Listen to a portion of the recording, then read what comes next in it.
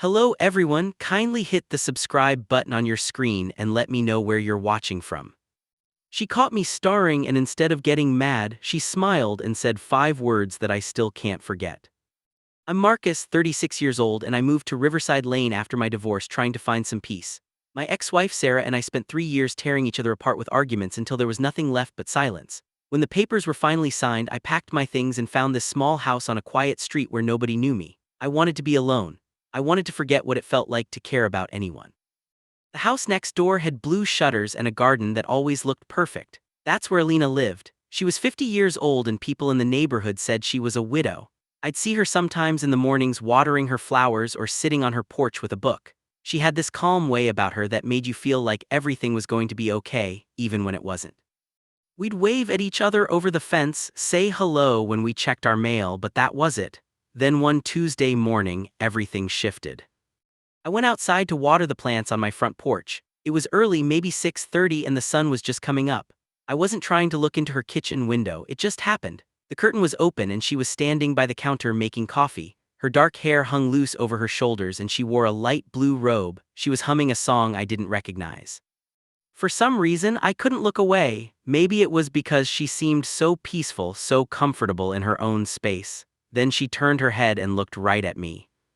My heart jumped into my throat. I felt like a kid who got caught doing something wrong, but she didn't look angry or embarrassed. She just smiled, walked closer to the window and said loud enough for me to hear, "If you want to see, just ask." Then she pulled the curtain closed. I stood there with the watering can in my hand, completely frozen. My face felt hot. I went back inside and spent the whole day thinking about what she said. It wasn't mean or teasing. It was just calm and honest, like she was giving me permission for something I didn't even know I wanted. For the next few days, I couldn't stop replaying that moment in my head. Every time I saw her outside, I felt nervous, but she acted like nothing happened. She'd wave, smile, ask me how my day was going. It made me feel even more confused. One Saturday afternoon, I was trying to fix my fence gate. The latch was stuck and I was using a screwdriver to pry it loose. I was doing it all wrong, but I didn't want to admit I had no idea what I was doing. Alina called out from her yard, "You're going to break that if you keep going like that." I looked up and saw her standing by her garden with a cup of tea in her hand. I laughed, embarrassed. "Then maybe you should come show me how it's done, neighbor." She set her tea down and walked over. She was wearing jeans and a white shirt and her hair was pulled back in a ponytail. She took the screwdriver from my hand and showed me the right way to loosen the latch. Her fingers touched mine for just a second, but it felt like electricity. "There," she said, handing the screwdriver back. "Now you know." "Thanks," I said, trying to sound normal. "I owe you one." "Just don't break anything else," she said, smiling. Then she went back to her yard. After that, things between us started to change. A few days later, she knocked on my door holding a plate covered with foil. "I made too many muffins," she said. "Thought you might want some." I invited her in and we ended up sitting at my kitchen table talking for almost an hour. She told me about her garden, how she loved growing tomatoes even though they never turned out right. I told her about my job as a construction manager, how I'd been working on the same building project for 8 months and it still wasn't finished. It felt easy talking to her. She didn't judge or interrupt, she just listened. Before she left, she said, "You should come over for tea sometime. My porch gets the best light in the evenings." I said yes without even thinking about it. So I started going over to her place a few times a week. We'd sit on her back porch with tea or lemonade and talk about everything. She told me about her late husband, Thomas, who died 4 years ago from cancer. She said she still talked to his picture sometimes, asking him what he thought about things. It didn't seem sad when she said it, it just seemed honest.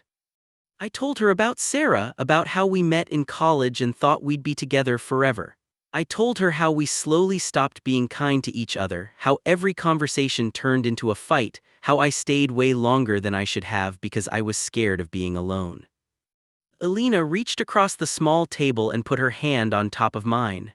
"You didn't fail, Marcus," she said. "You just stayed with the wrong person too long. That's not the same thing." I didn't realize how much I needed to hear that until she said it. For the first time in 2 years, I felt like maybe I wasn't broken. One evening I brought coffee instead of tea. She raised her eyebrows and smiled. Trying to change our tradition. I shrugged, maybe I just wanted an excuse to stay a little longer.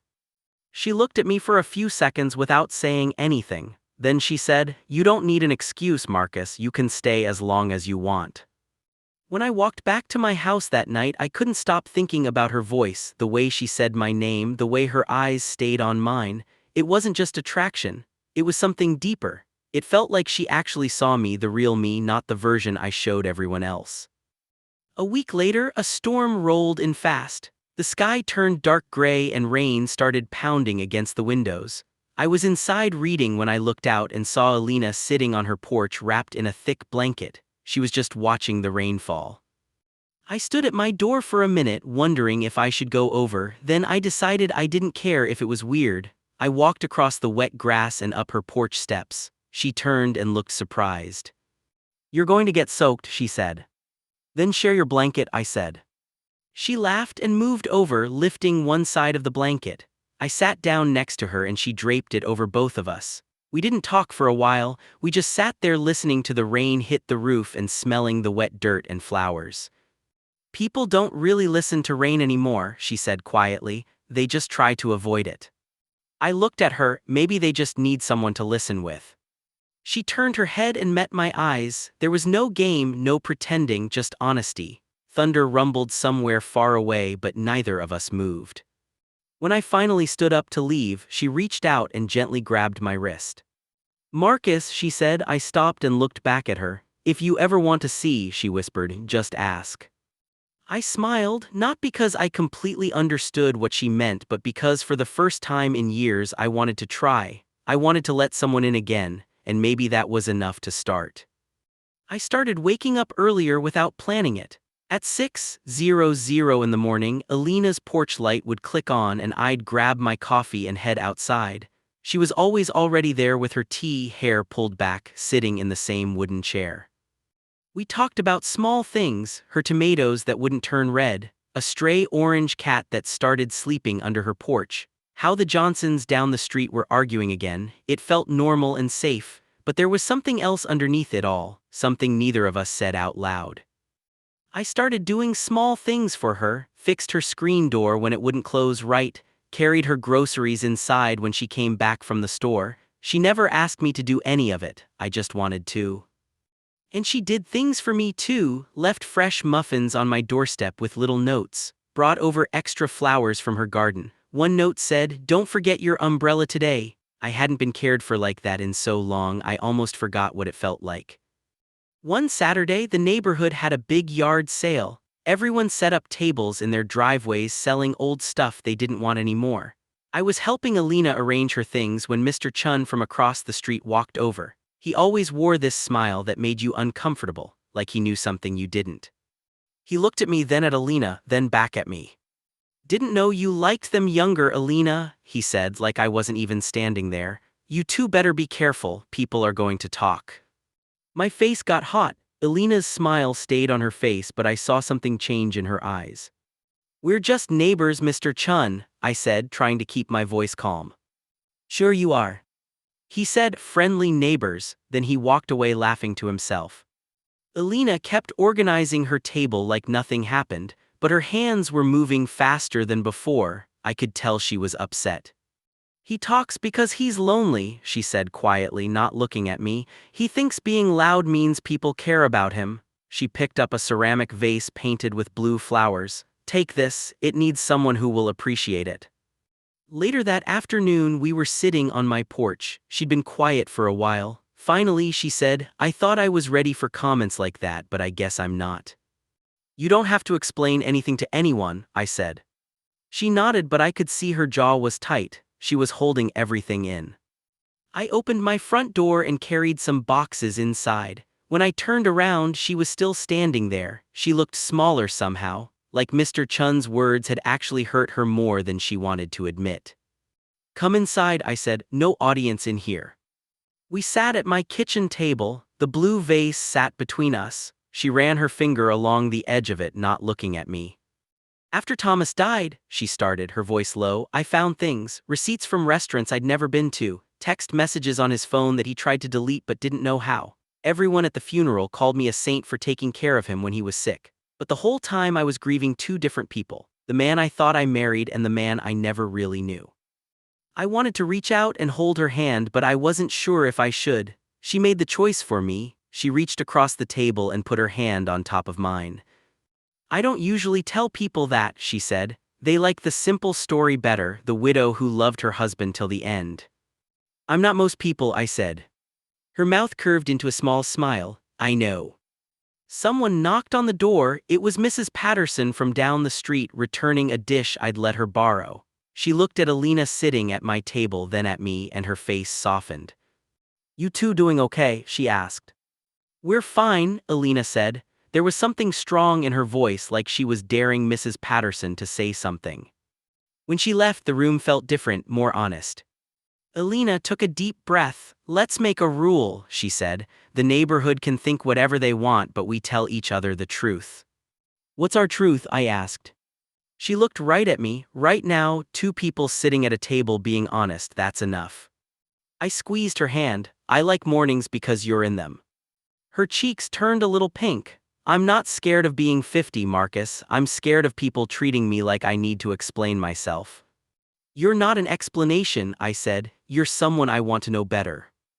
I made us sandwiches because she looked tired and I didn't want her to leave yet. She laughed because I cut them crooked and the cheese was hanging out the sides, but she ate every bite like it was the best thing she'd ever tasted. When she finally stood up to go, I walked her to the door. Dark clouds were gathering outside, the kind that mean a storm is coming soon. At the door, she stopped. Our hands were still holding on to each other. You're the first person I've trusted in a really long time, she said. Don't make me feel like I owe you something for it. I won't, I said, but I am making you breakfast tomorrow. She smiled, leaned forward and kissed me on the cheek. It was quick and soft, but it felt important. Then she walked outside just as the first raindrops started to fall. I stood there holding the doorknob, watching her walk across the yard to her house. Something about the rain felt different this time, like it was washing something away and making room for something new. That night the storm got bad. Wind slammed against the windows and thunder shook the whole house.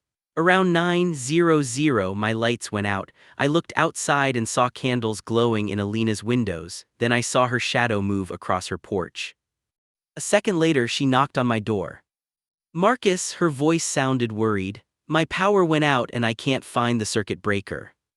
I grabbed my flashlight and ran over. By the time I got to her porch, I was completely soaked. She was standing there barefoot in a blanket, her hair wet and curly. You're going to get sick, I said. So are you, she said, almost smiling. Inside her house, it smelled like cinnamon candles and rain. The candle light made everything look warm and soft. The circuit breaker is in the basement, she said, but I hate going down there, it's creepy. I'll protect you from the ghosts, I said. She led me down the stairs. The flashlight lit up her shoulders and the edge of the blanket she was holding. The air felt heavy, not just from the storm, but from everything we weren't saying. I found the breaker and flipped the switch. The lights came back on and the refrigerator started humming. She let out a long breath. You just saved me. I don't think you need saving, I said. You're stronger than you think. She laughed quietly. You don't know me as well as you think you do. Then let me know you better. She looked at me for a long time. Marcus, don't. Why not? She wrapped the blanket tighter around herself. Because I don't want to confuse being lonely with actually caring about someone, and I don't want you to make that mistake either. I nodded, but neither of us moved toward the stairs. We just stood there in the basement with the light buzzing above us. Finally, we went back upstairs. She made tea and we sat at her kitchen table. The rain was still coming down hard, lightning flashed outside and she jumped a little. Without thinking, I reached across the table and put my hand over hers. I used to love storms, she said quietly, but Thomas died in a car accident on a rainy night. Ever since then, I can't hear thunder without thinking about it. I'm sorry, I said. Don't be, she said. I'm trying to like them again, maybe it's time. I watched her look down at her tea. Her face was somewhere between calm and sad. You deserve peace, I said, not memories that hurt. She smiled just a little. Peace is boring, Marcus. Sometimes the noise reminds you you're still alive. The thunder rolled again, farther away this time. She looked up at me, her eyes looked shiny in the candle light. "I haven't felt like someone really saw me in years," she whispered. I didn't say anything, I just looked back at her, trying to let her know without words that I understood. Then she reached up and touched my face gently with her fingers. "If you want to see," she said so quietly I almost didn't hear it, "just ask." My heart felt like it stopped. "I'm already looking," I said. And I was, not just at how she looked but at everything. The way she survived pain, the way she was honest even when it was hard, the way she made me feel like I mattered. She leaned forward slowly, our foreheads touched first, then our lips, so soft it almost didn't feel real. It wasn't wild or desperate, it was gentle, like we were both healing something broken. When we pulled back, neither of us said anything. She rested her head on my shoulder and we sat there listening to the rain. After a while she whispered, "Maybe we both deserve another chance." I didn't answer with words, I just held her a little tighter and felt her breathing slow down. I stayed until the candles started to go out. When I finally stood up to leave, her eyes opened. She looked sleepy but happy. "Thank you," she said. "For what?" "For not running away when I was scared you would." I smiled and walked to the door. When I stepped outside, the rain was lighter. The whole night felt different now, like something had changed between us that we couldn't take back. The next day, I woke up feeling like something good had finally happened to me. The sky was clear and blue, and for once I didn't feel that heavy weight in my chest when I opened my eyes. I got dressed and went outside to check my mail. That's when I saw Alina standing by her mailbox. She looked beautiful with her hair tied back and a soft smile on her face, but something in her eyes looked uncertain. "Hey," I said, walking over to her. She turned and nodded. "Hey, Marcus." I waited for her to say something else, but she just stood there holding her mail. "Finally," I said, "about last night." She cut me off before I could finish. "We should probably just forget it happened." Her words felt like a punch to the stomach. "Forget it?" I asked. "Alina, that wasn't a mistake." "I know it wasn't," she said, looking around like she was worried someone might hear us. A car drove past slowly and she watched it go. "But people talk, Marcus, and I can't handle that right now. It's not that I don't feel something for you, I do, that's what scares me." Before I could say anything back, a shiny black car pulled up to the curb. A man got out wearing an expensive suit and walking like he owned the whole street. I'd seen his picture inside Alina's house before. I thought maybe he was Thomas's friend or business partner. But the way Alina's face changed when she saw him told me I was wrong. "David," she said, her voice sounded too polite, too stiff. "You didn't tell me you were coming." He smiled, but it was the kind of smile that doesn't mean anything good. "I saw your lights on late last night when I drove by, thought I'd check and make sure you were okay." Then he looked right at me, his eyes moved from my face down to my work boots and back up again. "And who's this?" "Just a neighbor," I said, keeping my voice steady. "Marcus." "Ah," he said, reaching out to shake my hand but not really trying. "The helpful neighbor type, how nice." Alina's face turned red. "David, please don't." But he talked over her like she hadn't said anything. "You always did have a soft spot for projects, didn't you, Alina? People you thought you could fix." I felt my hands curl into fists. "I think you need to leave." He turned back to Alina and ignored me completely. "Do you really want the whole neighborhood starting up with their whispers again? You know how they get." Her voice cracked a little. "David, just stop." He smiled again, got back in his car and rolled down the window. "We'll talk later, Alina, when you're thinking more clearly." Then he drove away. Alina stood there with her arms wrapped around herself like she was cold, even though it wasn't. "I'm sorry you had to see that," she said quietly. "He's someone I tried to be with after Thomas died. It ended really badly." "Doesn't look like it ended at all," I said before I could stop myself. She looked at me and I saw hurt flash across her face. "That's not fair, Marcus." I took a breath. "You're right, I'm sorry, it's just, seeing him here right after last night, it made me feel like maybe I don't understand what's happening between us." She stepped closer to me, her eyes were wet but she didn't cry. "Marcus, I need time to figure things out. I don't know what I'm doing with him, with you, with any of this. I just need space to think." I nodded even though it hurt. "Take all the time you need, I'm not going anywhere." After that, days went by and we didn't talk. I'd see her through her kitchen window sometimes, reading or doing dishes. She'd see me too, but we'd both look away fast like we'd been caught doing something wrong. I told myself I was giving her the space she asked for, but really I just didn't know what to say. Every night I sat on my porch alone, and the quiet felt heavier than it ever had before. On Friday evening, my friend Lucas stopped by with a six-pack of beer. He sat down in the chair next to me and said, "You look terrible, man. Let me guess, girl problems." I told him everything that happened, about Alina, about David showing up, about how confused I felt. He listened without interrupting, then set his beer down and looked at me seriously. "Marcus, listen, you can't fix people who are still hurt from someone else. You'll just end up broken too. Maybe you should let this one go before it tears you apart."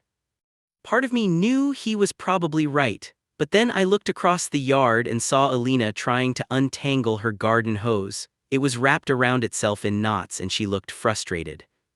I knew right then I wasn't going to listen to Lucas's advice. I stood up. "Where are you going?" Lucas asked. "To be a helpful neighbor," I said. I walked across the grass to her yard. She looked up when she heard me coming, and for a second I thought she might tell me to leave, but instead she just sighed. "I can't get this stupid thing untangled." "Let me help," I said. We worked on the hose together without talking. Our hands touched a few times as we pulled at different parts of the knot. Finally, we got it loose and the water started flowing. She turned off the faucet and we both just stood there. "I ended things with David," she said suddenly, "for good this time."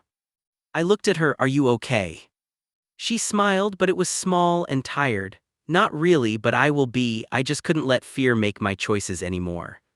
She paused and looked down at the wet grass.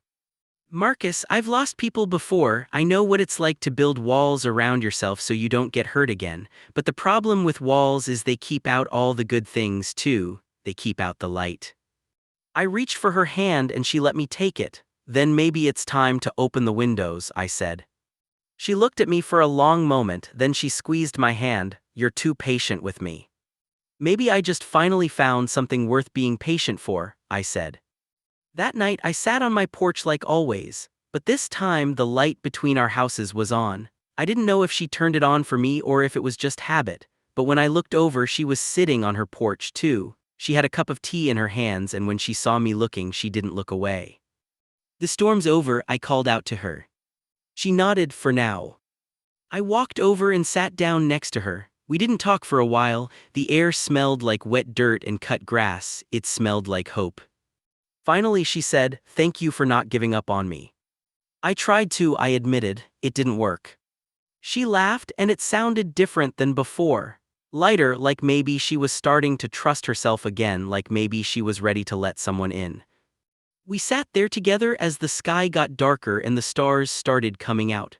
I didn't know what would happen next, but for the first time in a long time I wasn't scared to find out. Sometimes the bravest thing you can do is stay when it would be easier to walk away. Sometimes patience isn't about waiting for someone to be perfect. It's about waiting for them to be ready, and I was willing to wait as long as it took. Spring came slowly to our neighborhood. The trees started getting their leaves back. Flowers pushed up through the dirt and the air got warmer. Alina and I fell into a routine that felt comfortable. We didn't put a label on what we were doing, we just spent time together. Most mornings we'd end up on one porch or the other with our drinks, talking about nothing important. She'd tell me about a bird she saw or a recipe she wanted to try. I'd complain about work or tell her a dumb joke I heard. It sounds boring, but it wasn't. After everything we'd been through, normal felt like a gift. One Saturday, she was cutting back her rose bushes when I walked over. "You're here early," she said without looking up from her work. "Couldn't sleep," I said. "The birds were too loud." She smiled. "That's what happens when you choose peace, Marcus. It comes with bird song." I helped her trim the roses and bag up the dead branches. The sun felt warm on my shoulders and I watched the way the light caught in her hair. She looked happier than I'd seen her in weeks, maybe happier than since I'd met her. "You've been smiling a lot lately," I said. "Maybe because you stopped walking around looking so sad all the time," she teased. Then she got quiet for a second. "Or maybe I finally gave myself permission to be happy." We spent the rest of that day working in her garden. We planted new flowers where the old ones had died over winter. We drank lemonade and sat in the grass when we got tired. It felt simple, and that was exactly what made it special. After all the complicated emotions and hard conversations, doing something ordinary together felt almost sacred. That afternoon, there was a party at the Hendersons' house down the street. They were celebrating their 30th wedding anniversary and invited the whole neighborhood. Alina and I walked over together. I saw Mr. Chun watching us from his driveway with that same annoying smirk on his face, but I didn't care anymore. Alina didn't either. She wore a simple yellow dress and had her hair in loose curls. She looked stunning, but in a way that seemed natural, like she wasn't trying to impress anyone. People had set up tables in the backyard with food and drinks. Someone had strung up little white lights even though it was still daytime. Music played from speakers near the house. After a while, people started dancing on the grass. I stood to the side watching. Alina came up next to me. "What's wrong?" she asked. "I don't really know how to dance," I said. She held out her hand. "You told me once you didn't know how to love someone again either, but you figured it out, one step at a time, remember?"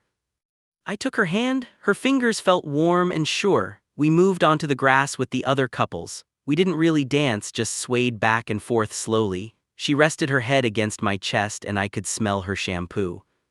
Around us, people were laughing and talking, but it all felt far away. "People are staring at us," I said quietly. "I know," she whispered. "Let them stare, I'm done hiding from being happy." When the song ended, some people clapped. A few smiled at us, others just watched with curious faces. Alina looked up at me with that same calm smile she'd given me the very first day, the one that started all of this. The next week, I found her sitting on her porch drawing in a small notebook. "What are you working on?" I asked, sitting down next to her. "Nothing really," she said, "just thinking about things, about how love isn't supposed to feel like getting struck by lightning." "What's it supposed to feel like then?" I asked.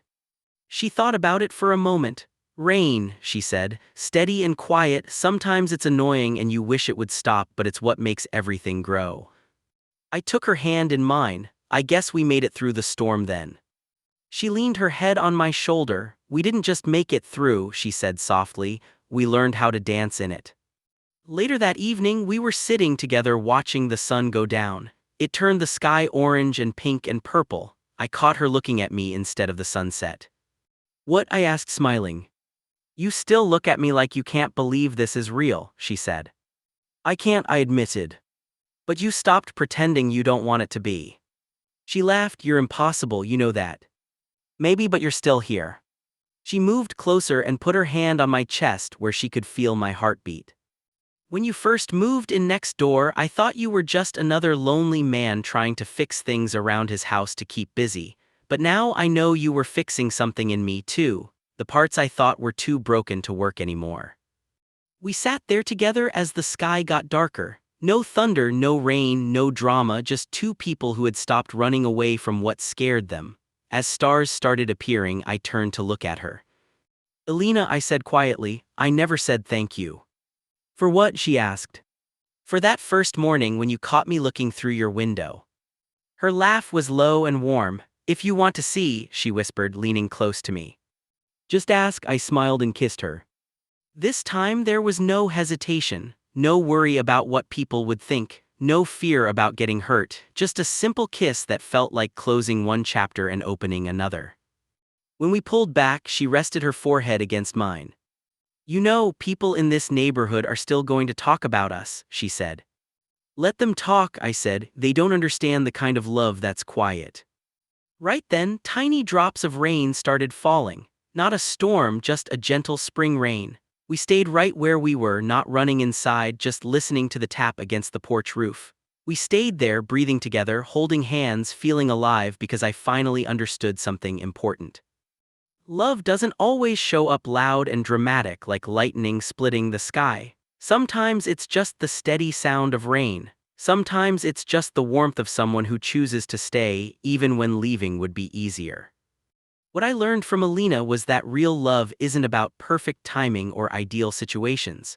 It's about showing up every day and choosing someone even when things get messy. The relationships that last aren't built only on excitement and passion. They're built on the quiet promise to keep growing together no matter what storms come your way. And sometimes the bravest thing you can do is not making some grand gesture. Sometimes it's just staying present when every instinct tells you to protect yourself and run. It's trusting someone enough to let them see all your broken pieces and believing they'll stay anyway. That's what Alina taught me. Thank you for following me on this journey. Kindly press the subscribe button on your screen and leave your comments and thoughts below.